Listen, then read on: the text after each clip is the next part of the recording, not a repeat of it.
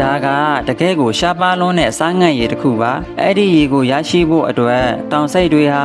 အသက်နဲ့ရင်းပြီးစ조사ရုန်းကန်ကြပါတယ်ပင်ကိုစရိုက်အရာတောင်တက်စိတ်တွေဟာဒီလိုခက်ခဲကြမ်းတမ်းတဲ့ခရီးကိုပန်းချံတဲ့လမ်းလျှောက်သလိုမျိုးအလွယ်တကူတွာလာနေကြတာကိုတွေ့ရပါလိမ့်မယ်ပထမဆုံးအကြိမ်အနေနဲ့အပေါ်ကိုတက်ဖို့အတွက်သူဟာအမေဖြစ်သူနောက်ကိုလိုက်ပါဖို့ကလွဲပြီးတခြားရွေးချယ်စရာမရှိတော့ပါဘူးပြုတ်ကျသွားရင်တော့တေဆုံးဖို့ကတေချာနေပါပြီဒါပေမဲ့တလန်းချင်းစီရှစ်ဆက်ရင်းနဲ့သူဟာအမခန်းတက်နိုင်စွမ်းရှိတယ်ဆိုတာကိုကိုယ်တိုင်သိရှိလာခဲ့ပါတယ်အခုတော့သူ့ရဲ့ရှင်သန်မှုဟာသူနဲ့အတူမွေးရပါလာတဲ့ခြေထောက်မှာရှိတဲ့ခွာတွေကြောင့်လုံးဝမူတည်နေပါတယ်သူဟာအပေါ်ကိုတက်ဖို့ခြုံထက်တဲ့တောင်ဆုံးပေါ်မှာခြေတလန်းချင်းစီတိုင်းကိုဟန်ချက်ညီအောင်ထိညှိနေရပါတယ်ဒီလိုမျိုးတက်ရတာဟာတောင်စိတ်ကလေးအတွက်တော့တကယ်ကိုပင်ပန်းဆင်းရဲရပါတယ်ဒီအချိန်မှာပဲသူ့ရဲ့အမေကသူပင်ပန်းနေတာကိုအချိန်မီသတိထားမိလိုက်ပါတယ်စိတ်အမေက